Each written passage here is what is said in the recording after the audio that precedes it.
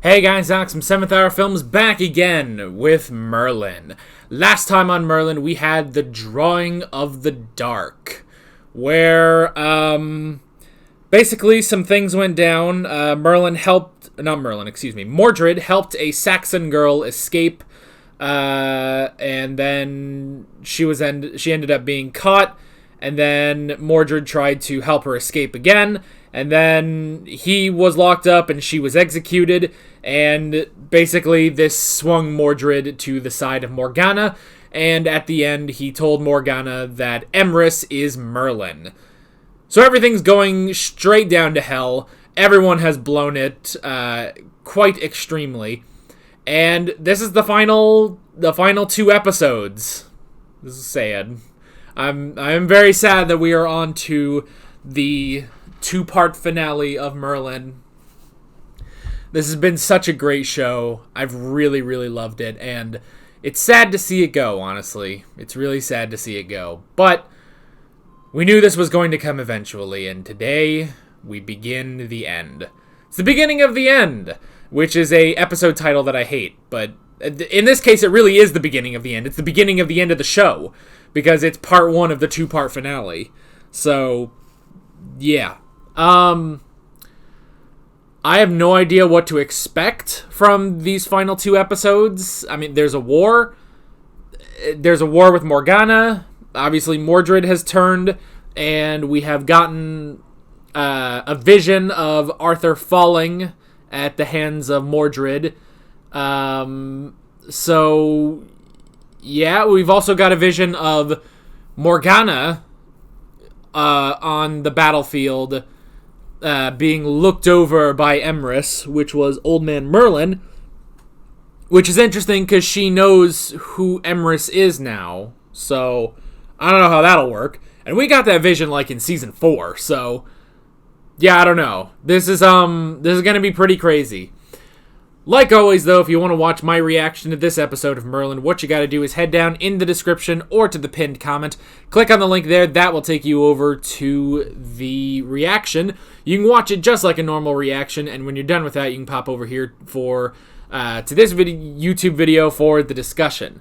So, with that being said, let's go ahead and get into Season 5, Episode 12 of Merlin. Part 1 of the 2-part finale. Here we go.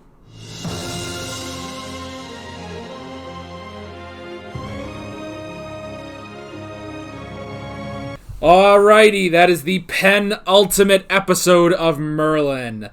This is really starting to feel like this is it. This is it, once and for all. Oh my gosh. This is it. This is the end.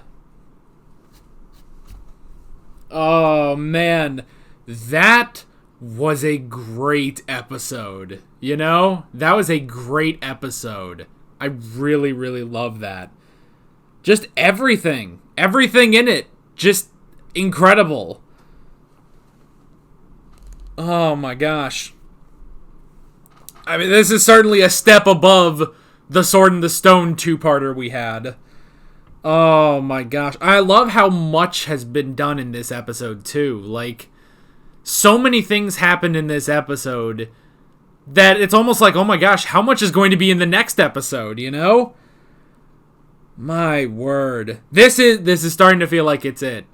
Like, this feels like this is the end. We are at the end of the show. And I know we've been saying it all season, and it's probably driven you guys mad, but I've always wondered, did they actually plan this to be the end, or did they just not get another season? I've wondered that all season long, but this is starting to feel like this is it. This is the end of the show. It really does feel that way. Oh my gosh. All we're missing now is the red skies, because now everything makes sense. Everything is starting to come together. We have Arthur and Mordred, and they will definitely be fighting.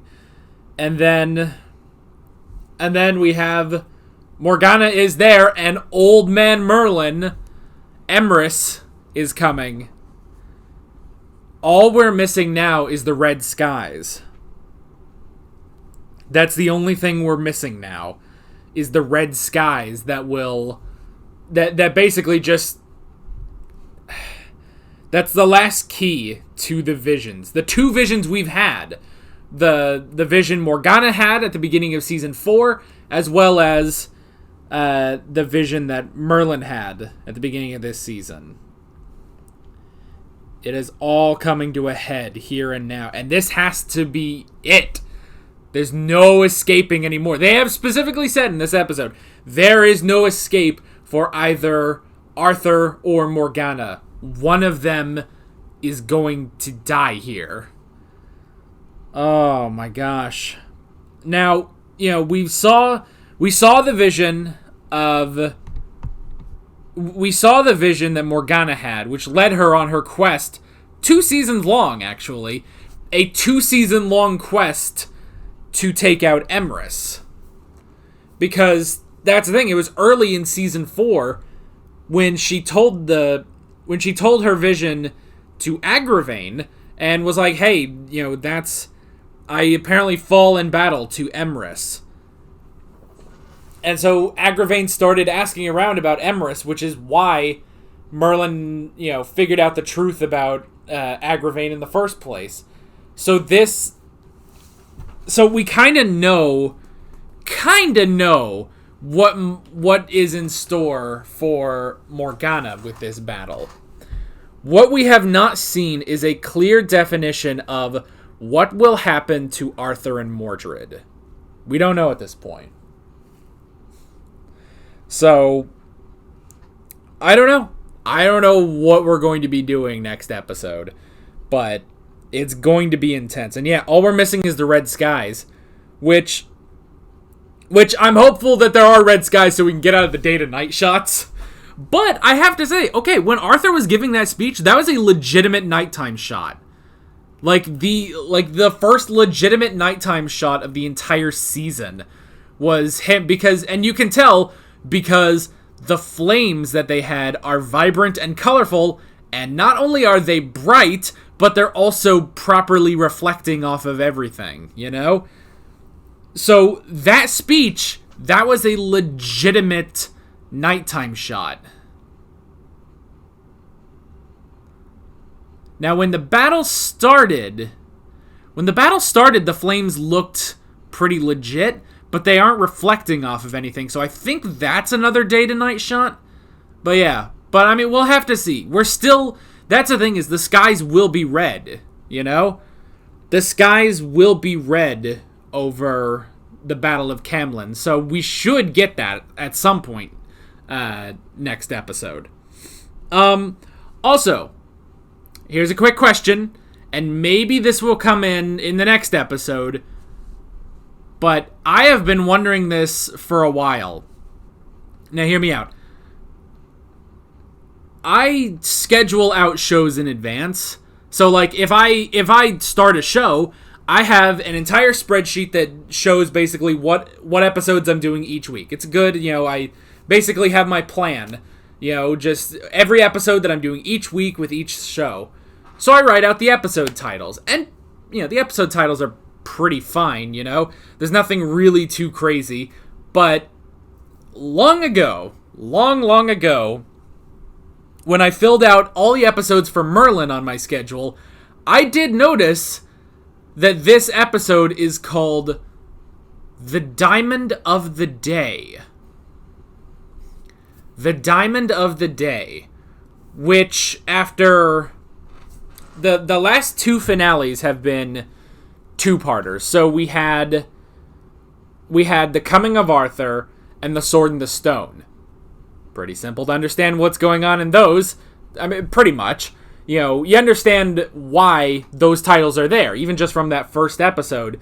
This is The Coming of Arthur. This is Arthur becoming King Arthur. Sword and the Stone. It's about the Sword and the Stone. Granted, if you didn't know that, you would have never guessed by that first episode that was about the Sword and the Stone. That came in later. That came in the next episode. They didn't reference the Sword and the Stone at all. So it's possible that next episode we are going to understand the title, but right now I don't. The Diamond of the Day. I have no idea what that means. So, there's that. Anyway. But yeah, the Diamond of the Day. I have no idea what that means. So, we can go ahead and hop into the notes on this one. The first thing I wrote down is take away magic. You know, it almost feels like this should have been a storyline earlier, but I like how they did it here because it's a little ballsy in the final story to take away the main character's powers. Because the thing is, anytime you take away the main character's powers, we're all just sitting here waiting for them to get their power back, you know? Like, that's the thing. And this sort of happens in The Legend of Korra, where, spoiler alert, I guess. Spoiler alert for The Legend of Korra. But in Season 1, she does lose her power. She loses her power to Amon. And you're kind of just sitting here like, okay, well, when is she going to get her power back? And only a few minutes later does she unlock her airbending, and then later, you know, Aang just comes in, and there you go, there's her powers back. But I like how they did it here. Because I'm sitting here thinking like, okay, so Merlin lost his power, so now we have to dedicate a decent amount of this episode to Merlin getting his powers back. And it's like, well, okay, that's fine, but we have a battle to get to, you know? We have an extreme battle that we need to get to. So, I don't know.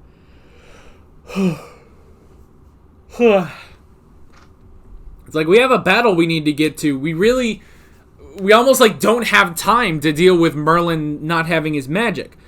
But here's the good thing. It's all resolved in this episode. I like that. So we do get next episode where Merlin will have all of his magic, and so that's at least good. It was only contained to this episode. I like that. Second off, it does sort of raise the stakes. It does sort of raise the stakes, and it's a clever move by Morgana to take away Merlin's magic. So that's the thing. That is very clever as well. You know? I like that.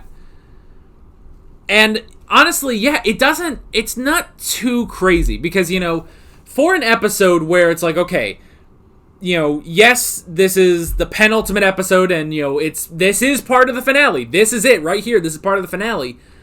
The actual finale is next episode. This has to be the setup for all of that, you know? This is the Mockingjay Part 1, you know? It's like, and there's a lot of good stuff in this, but still, the climax is in the next episode. You know? This is all just foreplay. We're not to the climax yet. Okay, there goes my horrible joke of the episode. I hope you enjoyed it.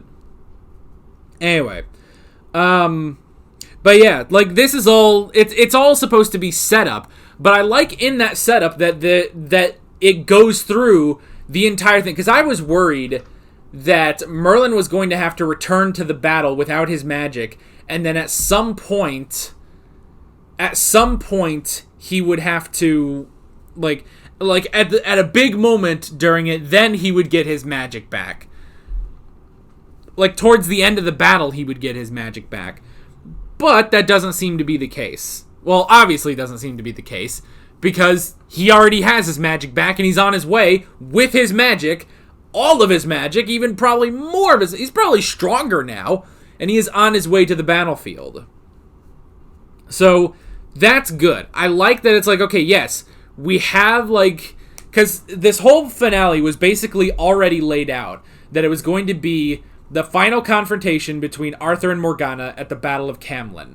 And we have the possibility of Morgana, you know, on the ground begging for mercy, and the possibility of Arthur's death at the hands of Mordred. So to add in another plot thread about Merlin losing his magic, that's kind of tricky, but again, they do it well here. I really like this. I really like how they did this, because now we have a whole episode.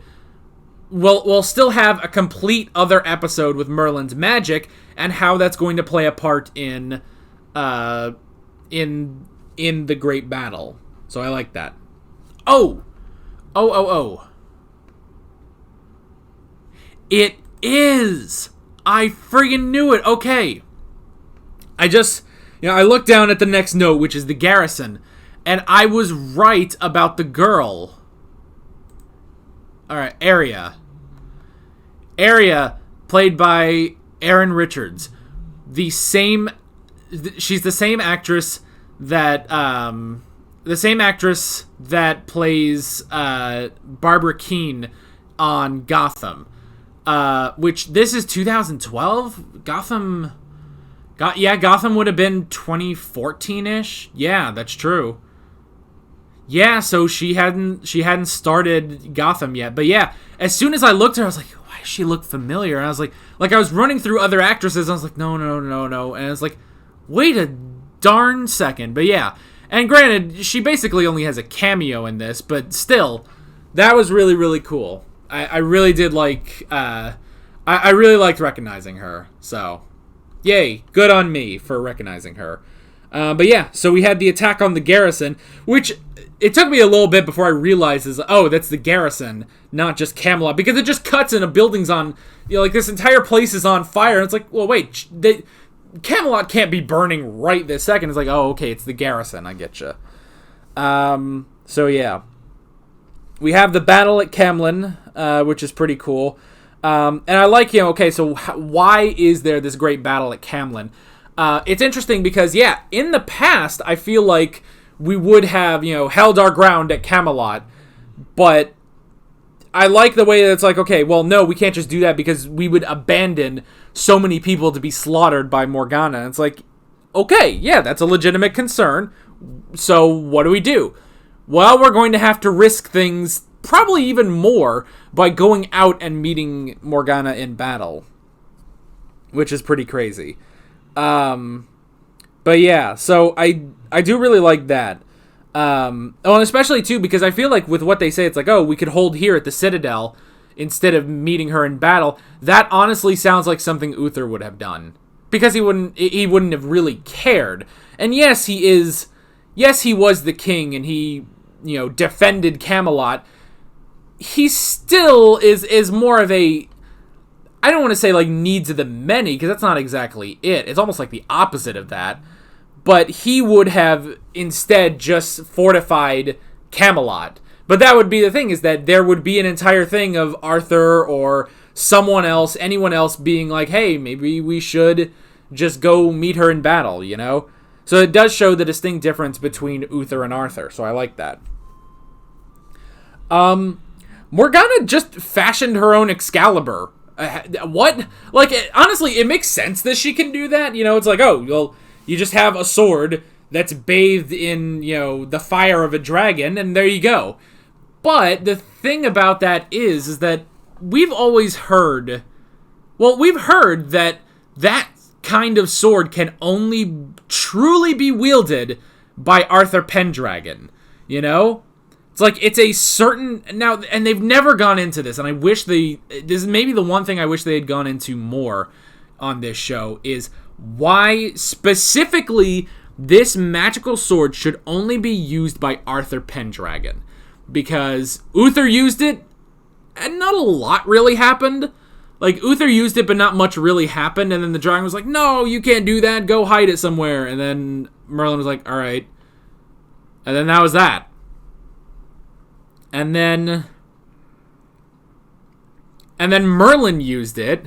Merlin used it in order to destroy the cup at the end of season 3, which gave Morgana and Morgause their immortal army. And then Merlin used it again to attack the one high priestess lady. And Arthur has honestly barely used his own sword when you get right down to it. Arthur has barely used his own sword, so I don't know. So, like, okay, when Morgana forges an Excalibur type sword and gives it to Mordred, I kind of sit here thinking, like, well, wait, so what is the significance of Arthur and Excalibur? Because we've already addressed, there's no significance of him pulling the sword from the stone. That was really just a way of, boosting Arthur's confidence. But what is it about Excalibur that makes it to where it's like, no, this should only be wielded by Arthur and Arthur only? Like, no one else should use this sword. Like, everyone else is the wrong hands. Meanwhile, Uther has used it, Merlin has used it multiple times, and now Mordred has his own magical sword. So I'm not really sure what the difference is. I'm gonna say, if there is one complaint I have about this show, and they are rare complaints, but if there is one complaint I have about the show, I feel like they dropped the ball with Excalibur. Honestly, I feel like they dropped the ball with Excalibur. They just did not know what to do with it, And the way they use it is just so odd, So that's the only thing, at least the only thing I can think of, that I feel like they legitimately dropped the ball with. So, yeah. We had the Crystal Cave, which was pretty cool.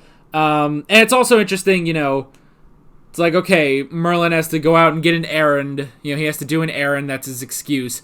And Arthur says, like, oh, I thought you were one of the bravest men I ever met. Guess I was wrong. And it's like, okay, I get it. He's thinking like, oh, well, Merlin's always there for me. And then, I don't know. But, I mean, I guess that's the thing, is that Arthur just doesn't know what to think, because he doesn't believe that it is actually like, oh, he has to run errands. But he can't, like, figure it out, Like, he kind of just falls back on, oh, well, maybe I was wrong. Maybe Merlin isn't brave. But it's almost like he knows that can't be real. And he's frustrated that he can't figure out the problem, Whereas Gwen figured out that, yeah, they're obviously lying about that. And it's something important. And Gwen is basically saying, like, well, if it's that important, then it's that important. And, wish him well. So, anyway. Losing my voice, apparently. Jeez. Like, I'm just now realizing my voice is getting really scratchy. I've still got 2 more videos to record today, so...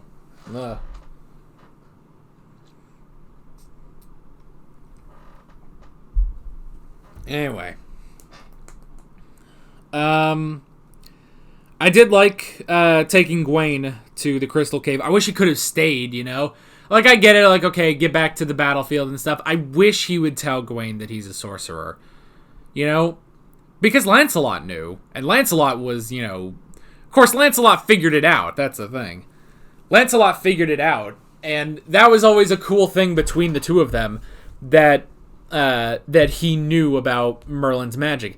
Something the show has been sorely lacking is people knowing about Merlin's magic. I hope it's revealed. I hope we're revealing it next episode. This is their last chance. And yeah, do I think they should have revealed it like 2 or 3 seasons ago? Yeah, but they haven't, so... Anyway. But yeah, I wish he had told Gwen. I feel like Gwen would have been alright with it, Let's see. I love bringing back Merlin's dad. That was a really great way of doing that. That he comes back and gives him the pep talk, It's not even a pep talk, really, but it's... but I did like that. And what they were saying, like, yeah, you are born of the earth. The earth is magic. This world is magic. You cannot lose what you are, So I really did like that. That was really good. But yeah. And I kind of was thinking, like, okay, so, he gets a pep talk, and then what? He's just, the crystal cave just rejuvenates his magic. I don't know, but honestly, it's like, yeah, this is really good. It's kind of like with what I was saying a few episodes back when we had, it's like, oh well, it was really simple to get Gwen to willingly go into the cauldron, but honestly, this is just what you needed, is to say the right things, and then it's like, it's all like, I guess, in the details, basically. Like, it's not really, I don't know, we didn't have to go through a whole 10-minute thing for Merlin to get his magic back, but he needed, I mean, he honestly, he hit his lowest moment, that's the thing, when he was trapped by the rocks. So, if anything, yeah, it honestly does work, so I like that. And he did get his magic back and tell Arthur about the secret path, which is good. So, I mean, this does lend itself to Camelot, being able to make it out of this battle, Because, again, this is the prophecy that Arthur will die, but we've also had the prophecy that Arthur will rule over this great united kingdom. So, which prophecy do you go with, I guess? So, but yeah, I like that. I'm wondering, though, because Arthur says, like, oh, I heard Merlin, and it's like, oh, it must have been a dream. It's like, no, this felt different than a dream. Like, this felt real. I'm wondering if Arthur's going to figure it out, Maybe. And then the Crystal Cave has revealed Merlin's true self, which is Old Man Merlin, which is interesting. The classic great sorcerer Merlin. I really do like that.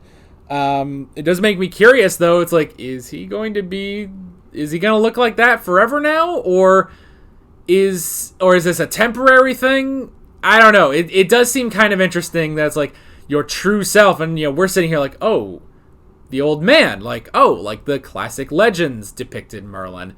But it's kind of weird because that's not the character we've been following. We've been following this young man.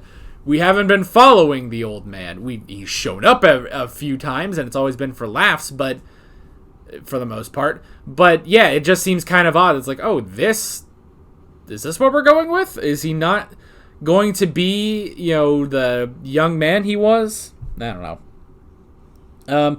But yeah, I'm super hype.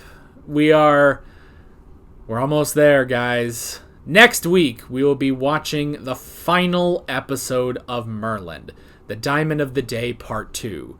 Whatever the Diamond of the Day is, I don't know. It's probably just a metaphor for something. But yeah, I'm excited. We're in for an insane finale, I feel like, and a true finale. So, I was also thinking during Arthur's speech, when you see all the soldiers there, I was like, man, it's like Game of Thrones. Like, this is about to be intense. And I was like, and then am I like, this is probably going to end a lot better than Game of Thrones did. Anyway. But yeah, that is basically it. With all that being said, I'm Alex from 7th Hour Films, and I will see you guys next week for the grand finale. See you guys there. Alright guys, thanks for watching this video. If you want to watch more of my Merlin reactions, you can click on the playlist, you can subscribe if you haven't done that already, and be sure you hit that notification bell. You can support me on Patreon and follow me on social media, links below in the description. See you guys later.